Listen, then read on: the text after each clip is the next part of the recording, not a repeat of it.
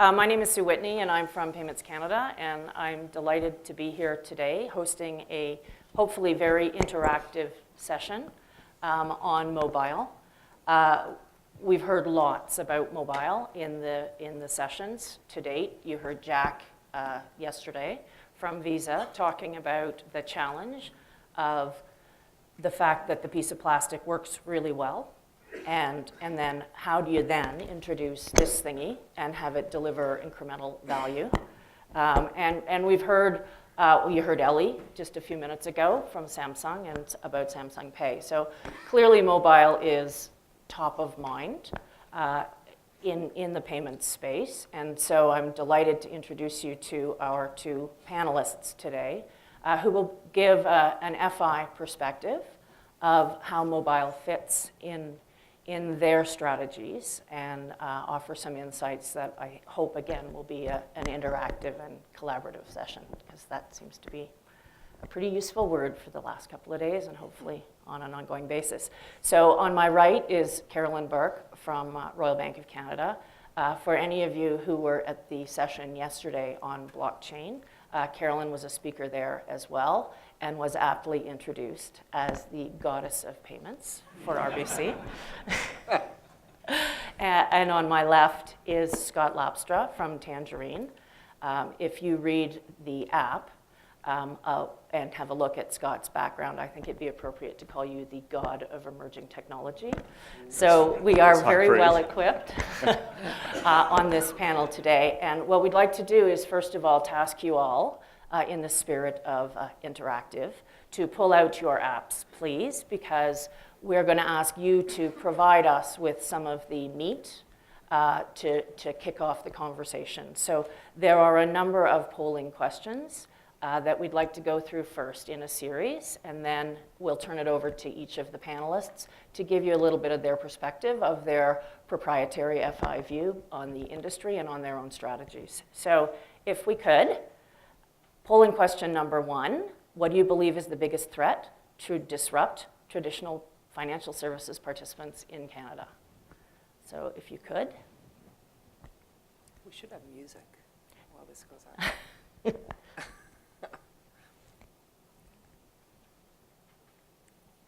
Do I have to click to get to the answers? No. Okay. Oops. You want the results? Yeah. Yeah. Here we go.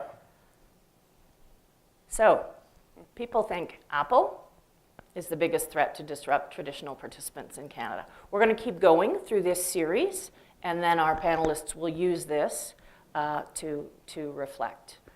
43 votes, that's pretty good. Okay. How many BlackBerry holders are there in the audience? How frustrated are you? Very. Apologies. Maybe that could factor into your responses. Sure. Polling question number 2. There's much discussion of a mobile-first philosophy. How important is mobile-first for your organization? And if you don't know what it means, then just go not important.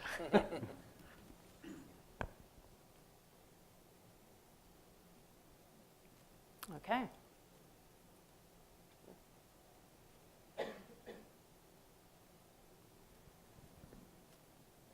43, 44. Okay.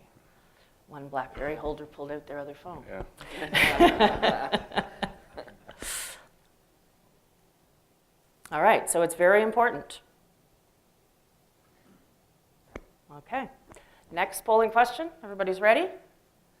The entrance of third-party wallets in Canada has led to an interesting debate around the importance of proprietary versus third-party wallet deployments.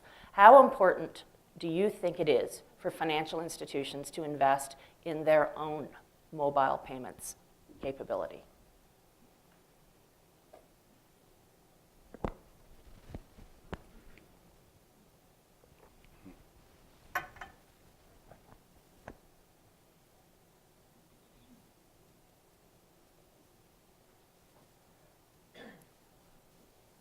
Wow. Okay. I think there's some fodder for discussion. We have some. Yeah. We have We have a Yeah. clear, I would say, view.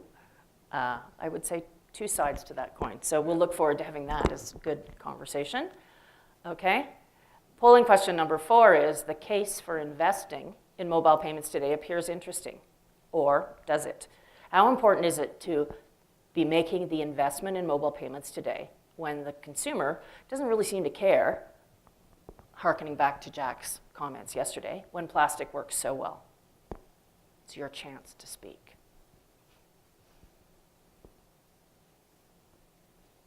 There you go.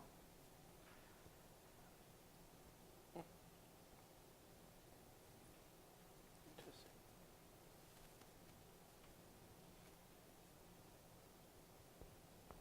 Wow. Maybe the market does care. What's the last one? Number 5. Critical? Oh. Yeah. I don't know what that number is. 17. Thanks. Oh, yeah. I think some of the BlackBerry holders got somebody else to vote for them. We're up to 62. Yeah, we're, Yeah. okay, and I think the last one is, there are a number of important elements required to make mobile successful. What do you think will have the biggest impact in driving adoption? And there's a list of some interesting.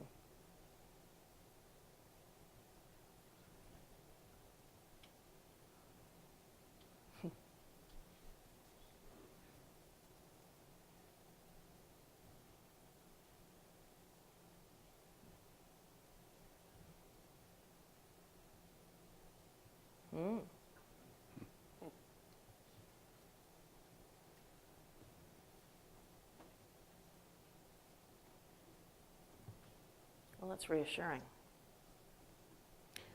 It's our job. But I think that the 68% almost challenges to Jack's point yesterday around ease of use and why change your form factor. So there's. Yeah, there's some conflict in this.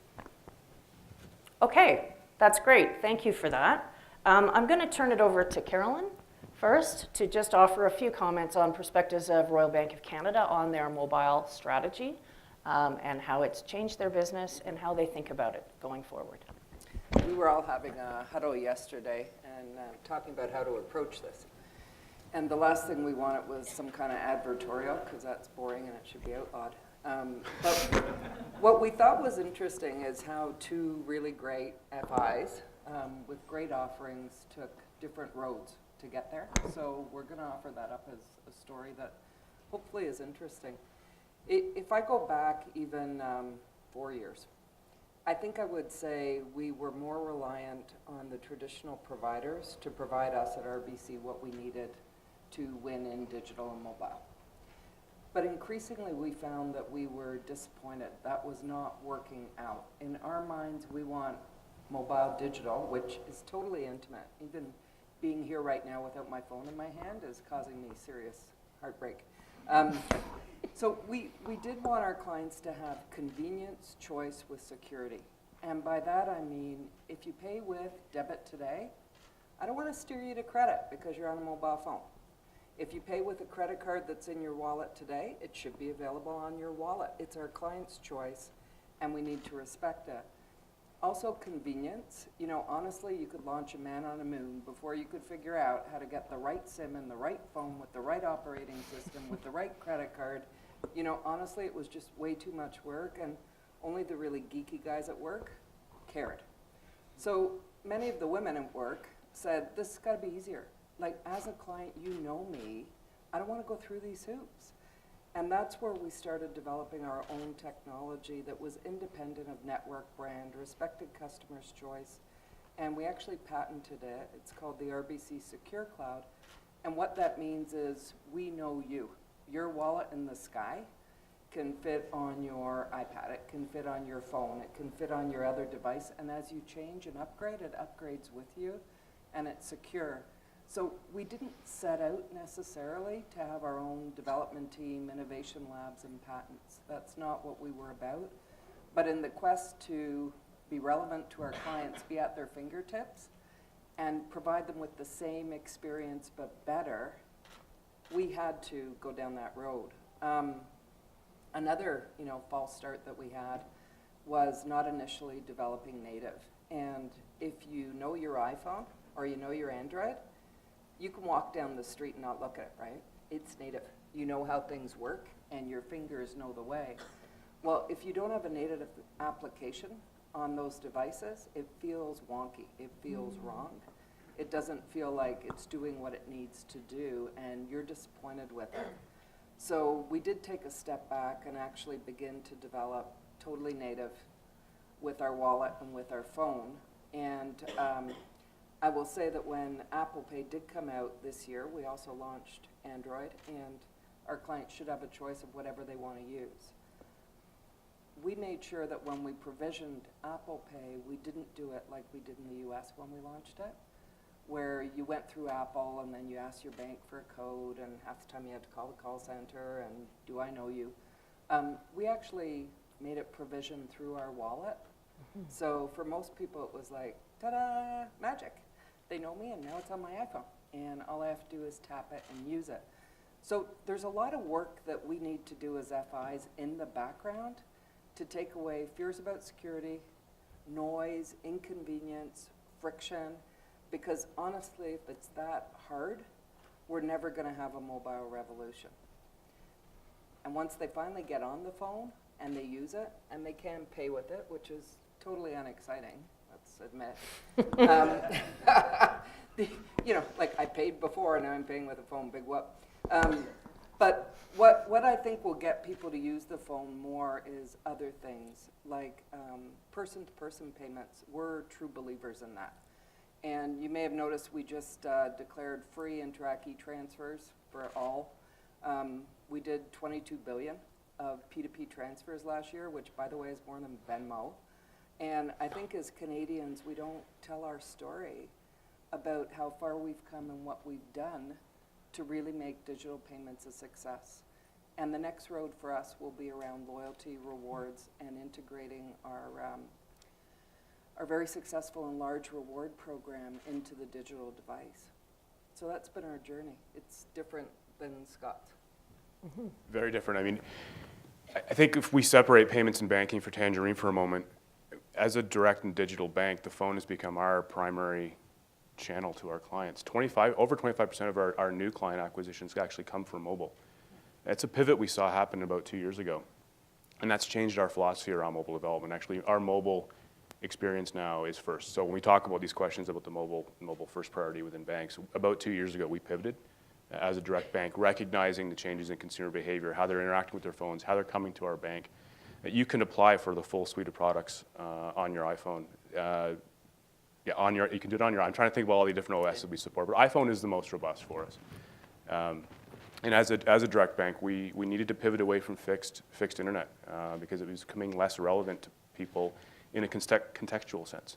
People are using their phones and they're out and about. They're doing banking in non-traditional situations, whether that's actually like my son does, moves money from his savings account to his checking account on his phone and then makes a transaction at the point of sale. People are interacting differently with their banks as a result of having a mobile. You talk about native application development. We heard Daniel from Coho yesterday talk about development cycles.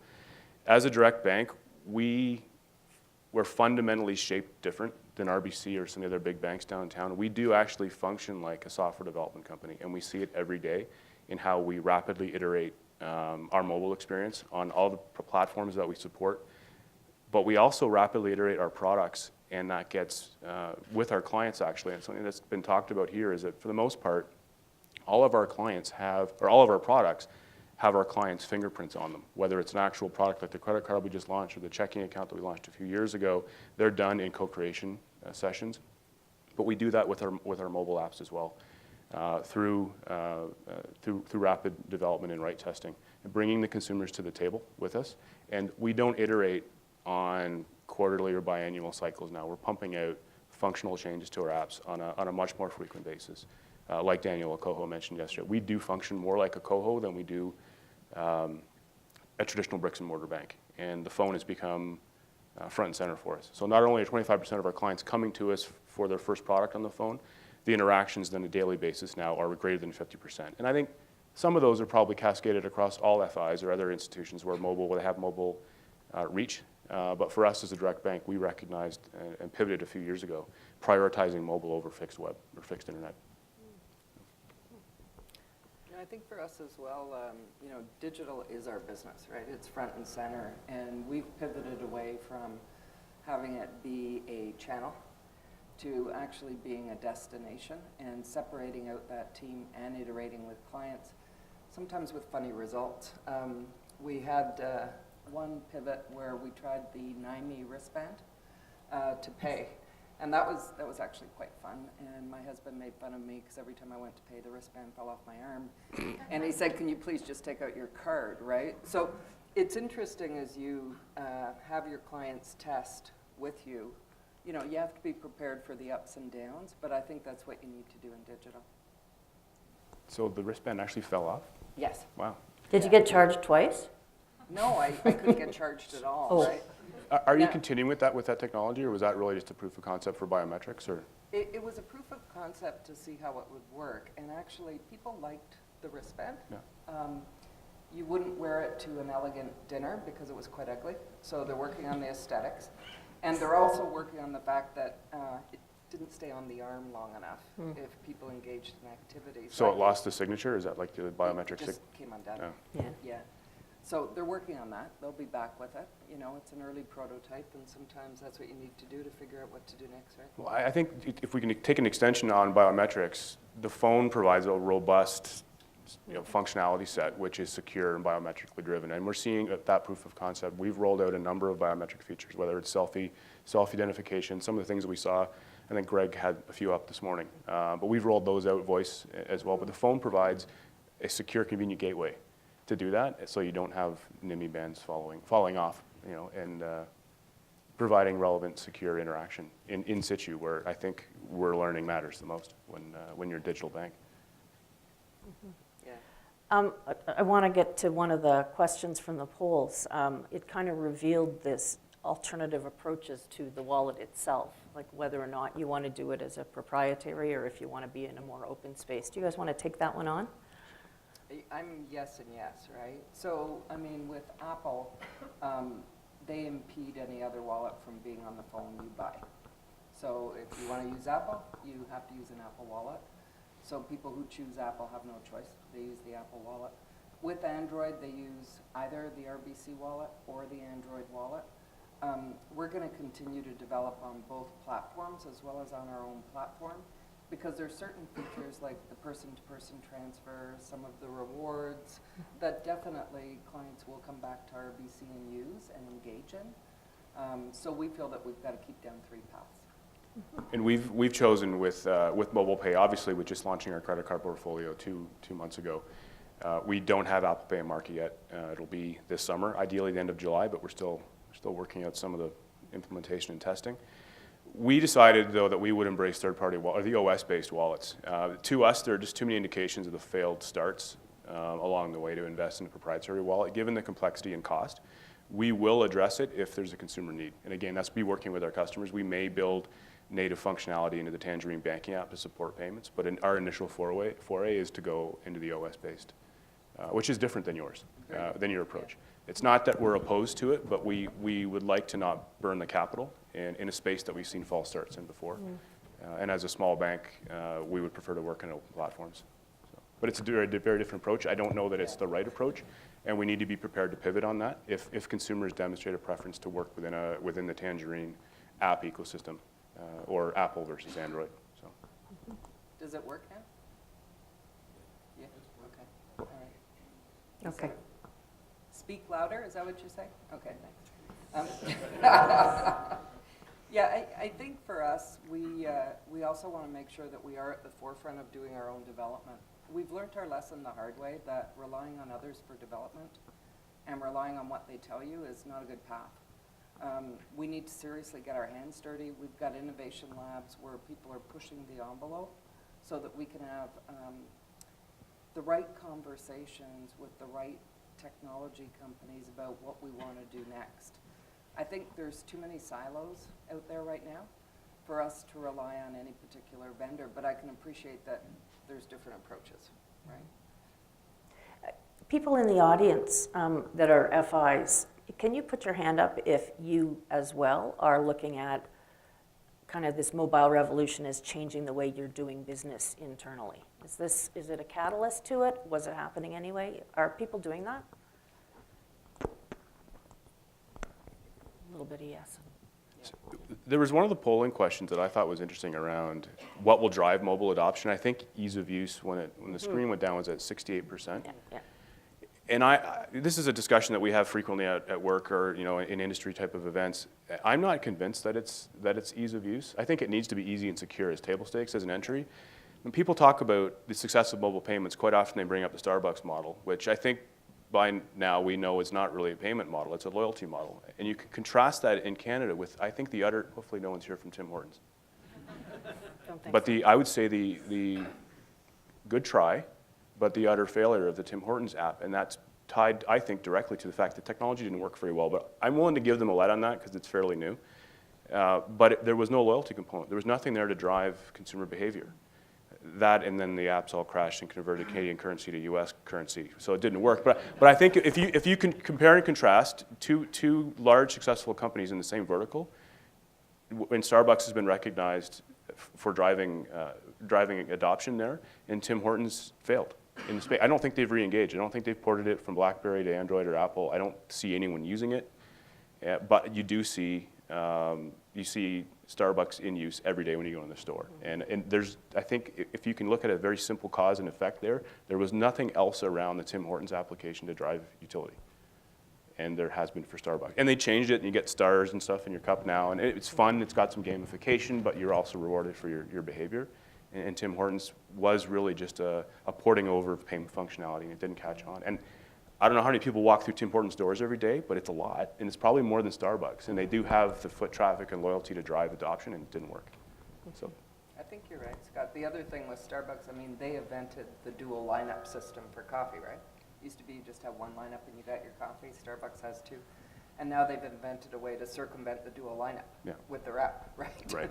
So that's made it really, really popular. We're finding that rewards and loyalty, so adding value to the transaction, is attractive, and I think it's going to up digital use. But I do see, and I think D&H actually did a Swedish demonstration of this, I do see that P2P payments, peer-to-peer payments, are also a real driver, right? That split the taxi bill, split the lunch bill, give somebody some money. The fact that you can do that digitally and free, for us, is driving tremendous traffic. The majority of those transactions for us right now, like 2/3, are done on a digital phone. Mm-hmm. And that's up from 20%, a couple of years ago, right? So we're really seeing the traffic come through on that. and you said you're doing more than Venmo?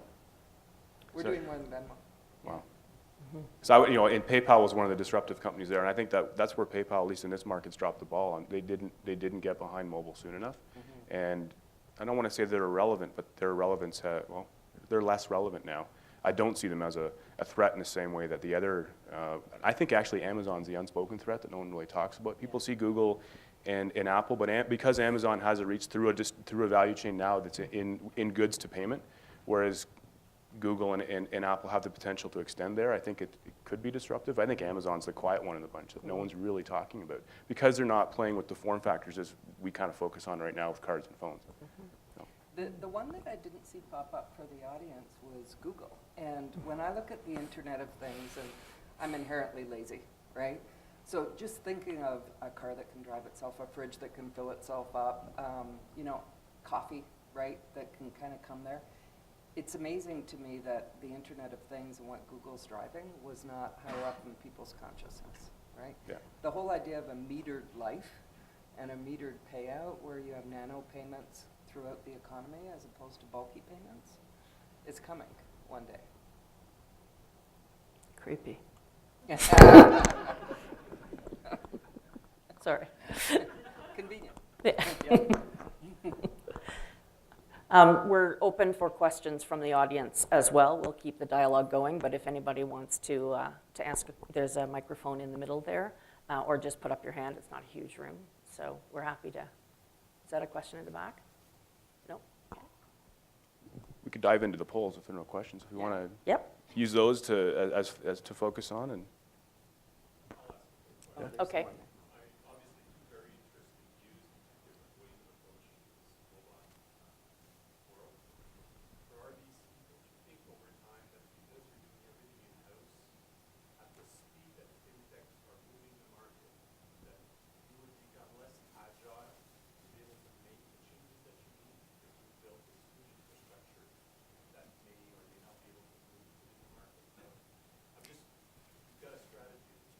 I think if we were doing everything in-house, your point would be valid, but we're not.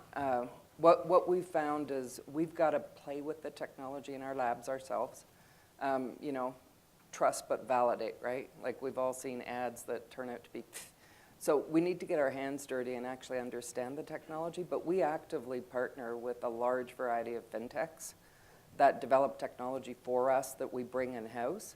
I think it's really important, though, if you partner with people that you're not incoherent when you talk to them, right? So we've got people who run the labs that can actually talk tech to tech and partner effectively and efficiently and know what we're getting. We've got a relationship in Silicon Valley where we get a number of startups coming through. We've also got labs in New York, Orlando, Montreal. There's another one in Europe that we're starting up. So to get the best of the best and to partner with the best, in no way should you understand that we're developing everything in-house. We are not. Yeah. That's what I was kind of getting from this. No, I'm just saying that we can't rely on our traditional partners to have their single development labs in silos, and then when they're ready, flip their product over the fence to us, and we say, beautiful. We've actually got to be in it, right? And that speaks to, I think, the movement to Agile, right? Whether you've Yeah. formally adopted or done a partial adoption of Agile, is there is business and technology working together to solve a problem as opposed to the old model where they throw it over the fence and you Right. commercialize it. Right. It's certainly a theme that we've heard at this conference. If I may, so at the end of the day, is your approach to Tangerine the same, except that you don't have necessarily, you have people that clearly understand the technology that's coming in-house and you're not getting your hands dirty? Like, have you seen that? We get our hands very dirty. I mean, I think we've got a couple of advantages. We're 1,000 people. We've got a very modern platform, and we have an enterprise serial bus that any vendor plugs into. So we're really connectivity to us is fast. It's all web service based, and it's agile as a result of that. But we partner with vendors. That's what we do. I mean, we've got, you know, just to support the credit card launch, 14 vendors. We've got vendors that I hear about every day that are doing, you know, for all the biometrics we just put in, vendors I'd never heard of. But we do partner with them. We get our hands dirty as well on our 8th floor. I mean, we are, you know, Scotiabank does talk about us as being a jewel, kind of a fintech disruptive company, and we are within that family, but it comes from the culture of the bank being an innovative technology-based company. We have a different enterprise structure, which I understand working with vendors is very different and flexible to plug into. I think it's the way architecture that a more mature business would reinvent themselves using. But we definitely work with every day with people to innovate and test. And our guys get their hands dirty as well. We need to understand the technology and how it plugs in. Yeah, it's the product lines that are somewhat different. Now, I think we were also going to talk about, is this just a personal phenomenon? Yes, exactly. Or are business clients also warming to digital? Mm-hmm. And what we are seeing is that our business clients, now, you know, if you are a business client, you're acting on behalf of a business, and there are certain security constraints the business has. There's also governance, right? Like you wouldn't want somebody out approving wire payments who shouldn't be approving wire payments. That being said, we're finding that our commercial clients also want the same ability to be out on the road with their phone attached to their hand and be able to make payments or approve payments, right? Many of them are approvers, be able to see transactions, be able to see balances. So for us, this is not just a personal journey. The digital journey spans the entire bank. In fact, right up into our wholesale banking area where we're also looking at digital offerings. So I wouldn't want people to think this is only a personal frontier. Are they clamoring for that? Like, are you seeing demand from the corporates, or are you kind of serving it up to them? It's a little bit of both. It's a little bit of both. I think in some industries, just because of the nature of the industry, you really do want certain information at your fingertips, and they're more on the move, like they're out of the office more, so they would be more digital friendly, whereas others are basically in that location, and it's less of an issue, right? And we've still got some clients who take their checks and put them in a shoebox and bring it into the accountant for taxes every year, right? There's an array. Did you have a poll question in mind that you wanted to poke at? Well, I thought they were all, I mean, I poked at the one around Amazon because I think that's an interesting one. The idea about usability and form factor, I think it's polarizing. I mean, is it ease of use, or is it, We talked a bit about proprietary. We have a Yep. slightly different view on that. So let me ask you guys Yeah. both, when you've obviously looked at what's happening in the US and in other markets around the world, what do you think and you heard references to how advanced we are in a lot of ways in this space. What do you think has made this evolve differently in Canada? Where are we ahead? And where do we need to pull up our socks in this space? I think in Canada we've got the infrastructure. So back in, certainly when I was at MasterCard and you were at Visa, when the industry made the move to chip and pin, which was a great hygiene infrastructure move, MasterCard pivoted on contactless and built that out. And I think the industry followed and embraced that. As chip and pin technology was sort of seen as basic infrastructure, not that exciting. At MasterCard, we did take the view of building the roadmap for mobile. We're placing a bet, to be frank. We didn't really know, and I think that bet maybe still hasn't been called out. But we are better positioned than most markets in the world. I think other than Australia, I think Australia probably has a higher footprint of contactless terminalization now.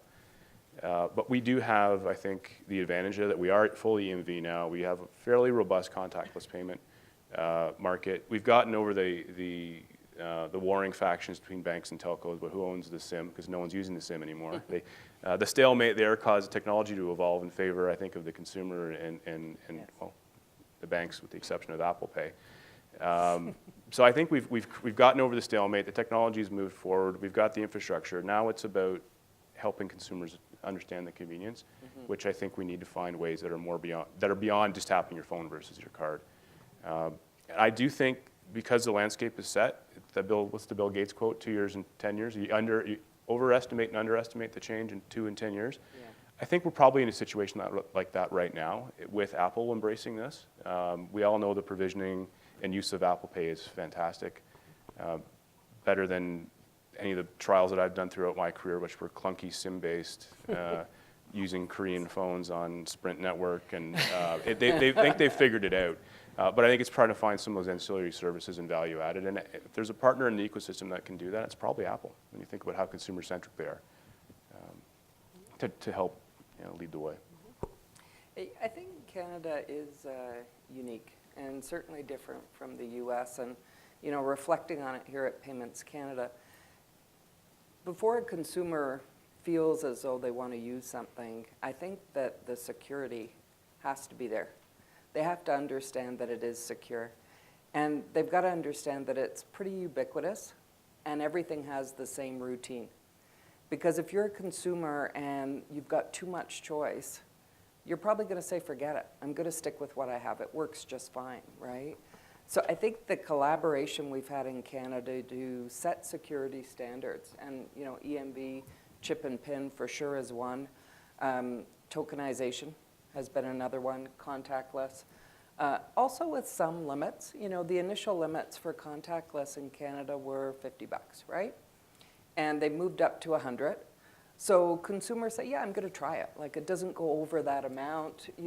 The cashiers, when you use contactless for the first time, would usually explain to you, oh no, like here's how it works. Actually, Loblaws was our greatest training ground for contactless in this country. That when the Loblaws cashiers recognized that all the cards in the country had the radial symbol on it, they started to train Canadians because it was easier for them, and Canadians then learned that, hey, this is pretty easy too. Yeah. Loblaws was an unexpected benefit for this country to move into contactless payments. Right. It was not in the business case. So. But think of it, Scott, in the U.S., right, you've got very spotty incidents of contactless. Yeah. So you have not got the same, I think Monera said it was close to 70% of merchants are actively processing contactless every day. In the US, you've got more single digits, right? And what's also odd is, going down there and trying the different wallets or the different form factors.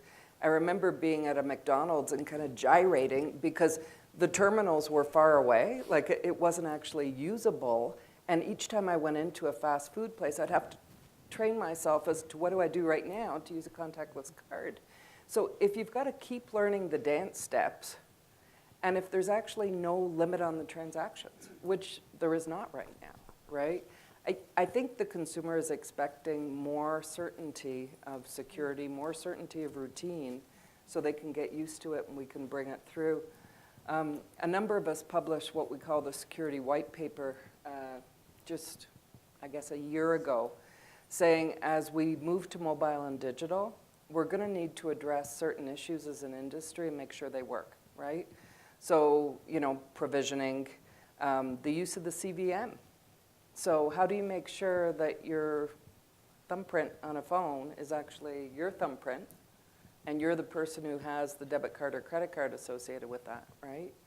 I mean, if you get that wrong, it's incredibly bad, and I think it knocks the industry back. People don't have faith in the system. They don't think it's better, and they're not going to use it.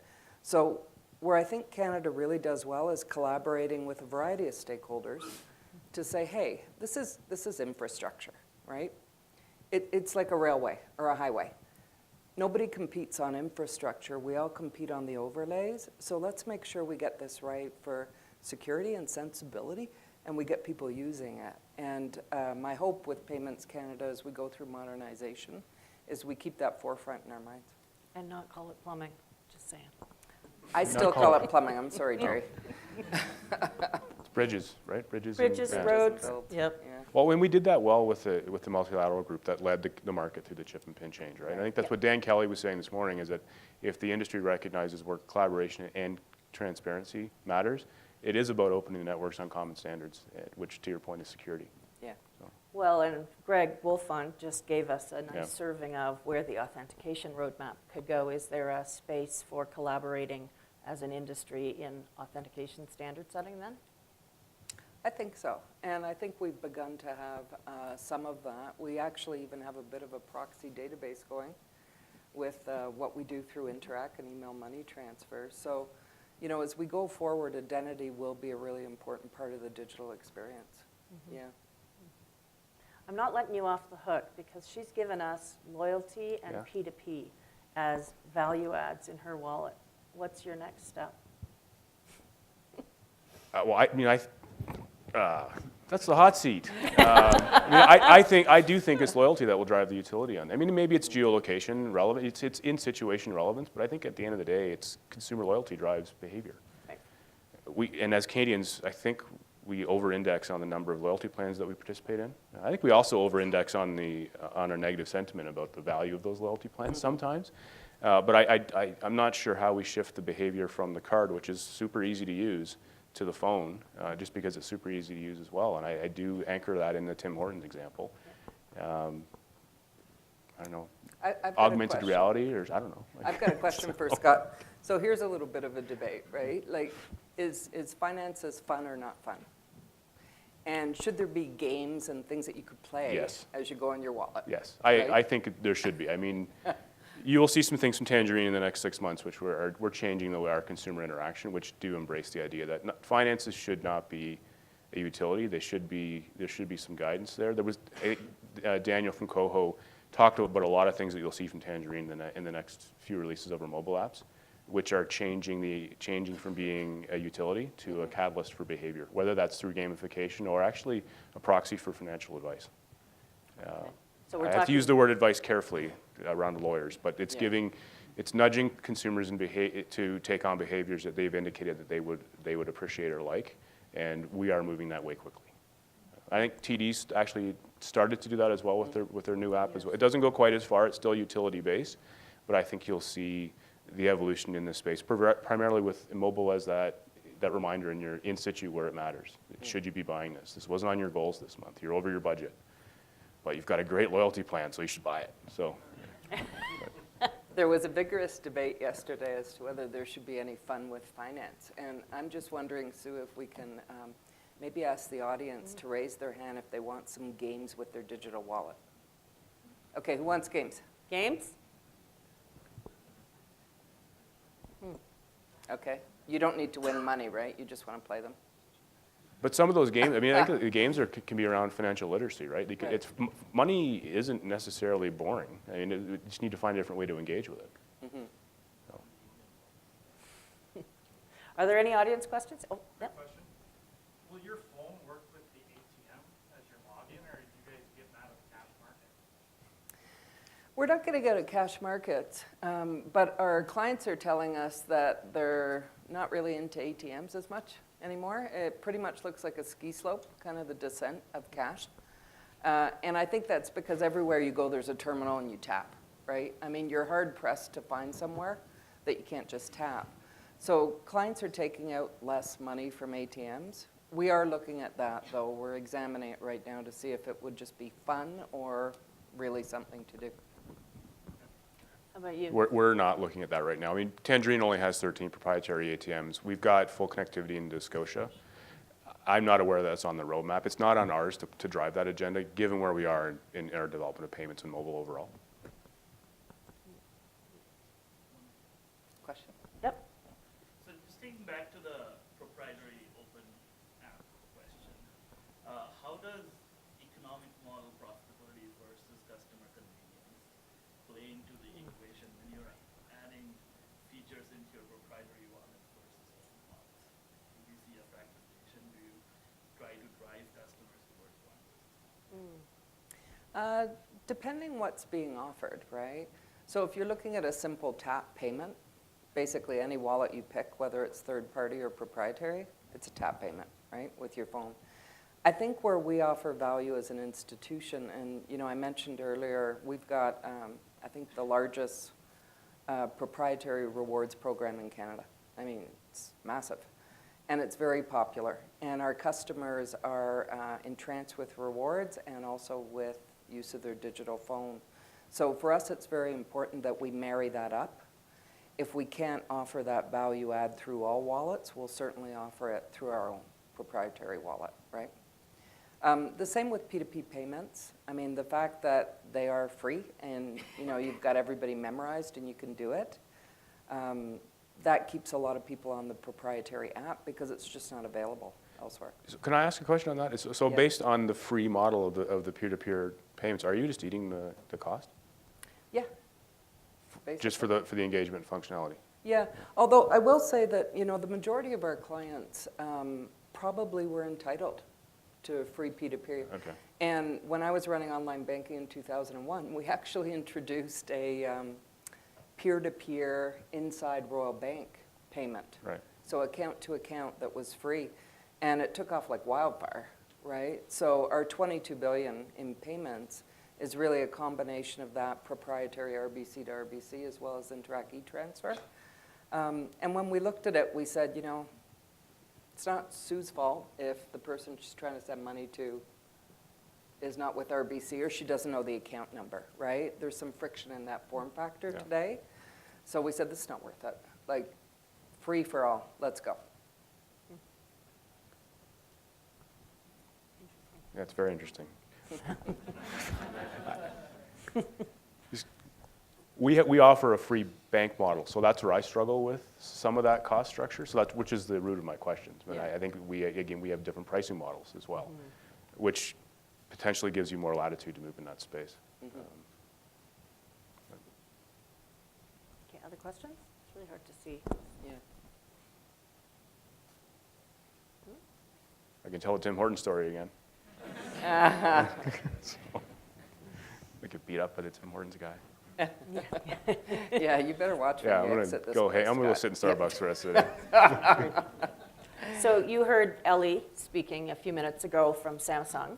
Was there anything that she said that surprised you or made you want to jump on the bandwagon of being part of the Samsung revolution in Canada? Well, Ellie was certainly impressive. She was an excellent speaker, and I think, launching in 3 continents in 3 weeks is totally amazing. As she said, she hasn't come to Canada yet or the UK, so I mean, we have that discussion to look forward to. I mean, we're having discussions with Samsung now, and they're I think their technology is likely to surpass Apple in this space. And we've been impressed with what we've seen. So I think they'll be a major entrant in this market this And year. when you say it's likely to surpass, it's because so many people are holding those I think devices. I think actually their technology roadmap may have actually eclipsed Apple's, which was I think inevitable to happen. I mean, they led the industry they've been the leaders for so long, Samsung has demonstrated their innovation. So, Great TV. yeah, and they make great TVs. Awesome fridges, I'm expecting. I think you have a question at zero. Market-based question. So something that Ellie did say that was very interesting, which gives you insight to the consumer point, is the ability to leave your wallet at home. So when you actually have enough confidence in your digital device and tap acceptance, you can literally leave the plastic at home and be still be able to complete those transactions. How far away from that do you think we are in Canada, given just the pure merchant acceptance and technology development? Any merchant that takes contactless, this is actually a really good point, will take a tap from your phone, right?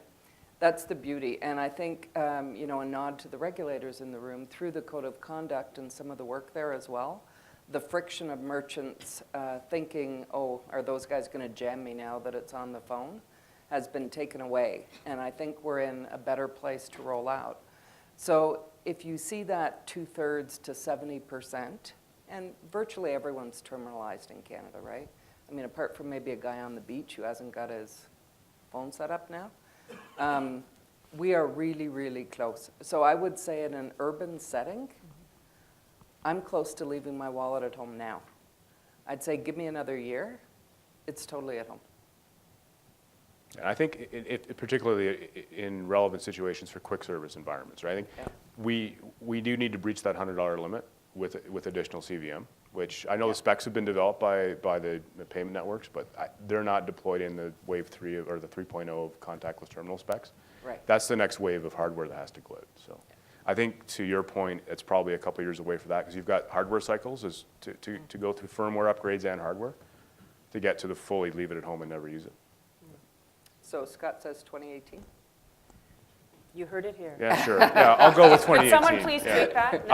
But I did not say it's the year of mobile payments, because I said that in 2009. So Dave, question?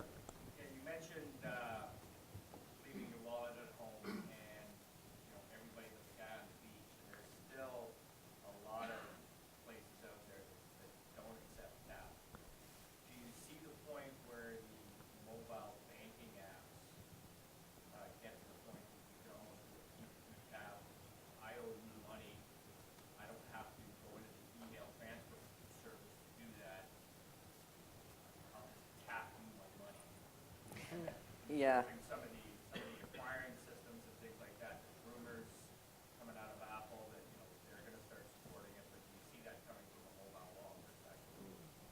I'll tell you what I do see happening in P2P, and it may not be a bump or a tap, might not be that kind of interface, but if you look at the UK with Zap, basically you're P2Ping small merchants, right? Or merchants even in physical POS, and all you've got is a cell phone number, but I can pay you.